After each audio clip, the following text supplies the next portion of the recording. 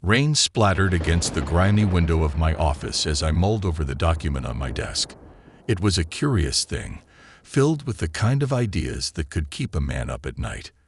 The kind of stuff you'd find in the well-worn pages of an occult book in a forgotten library, not in the bustling heart of the city. I glanced out at the darkened streets, the neon signs flickering like false prophets in the night. This wasn't just a story, it was a whole cosmology, a tapestry of beliefs woven together from the threads of ancient myths and modern fears. It spoke of a world beyond our own, where angels, elementals, and humans formed a tripartite structure of creation. It was a hierarchy straight out of a philosopher's dream, or maybe a nightmare. The angels, those messengers of the divine, perched at the top, while we humans, with our divine breath and troublesome free will, lingered in the middle. And then there were the elementals, spirits of the natural world, bound to the very fabric of creation. I couldn't help but think about the nature of these elementals. They were like the characters you'd hear about in the tales of old sailors or the superstitions of miners deep underground. Spirits of the earth, air, fire, and water, each a force of nature, yet bound by some unseen rules. But it was the distinctions among these beings that had me scratching my head. Angels of light, humans of breath, and elementals of holy fire. Each category with its own composition, purpose, and place in the grand scheme of things. It was like reading a divine playbook, where every actor had their role, and every role had its script. And then there were the moral implications.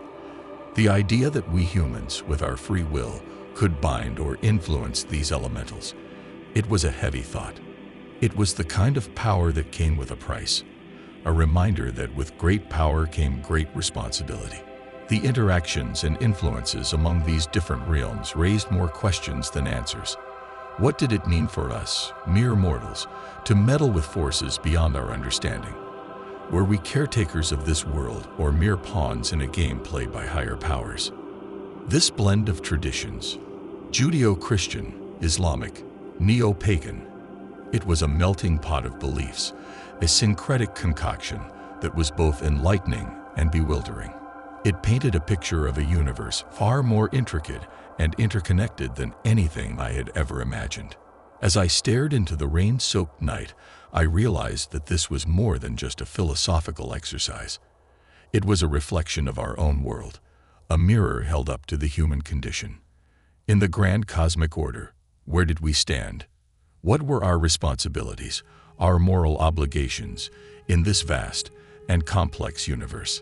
In the shadows of the city, amidst the hum of life and the whispers of the unseen, this document offered a glimpse into a world where the spiritual and the physical intertwined. It was a reminder that sometimes the greatest mysteries were not out in the stars, but within ourselves. As I turned back to the document, I knew one thing for sure. This wasn't just another case. It was a journey into the heart of the unknown, a dive into the depths of the human soul. And in this city, where the lights never dim and the rain never stops, who knows what truths we might uncover?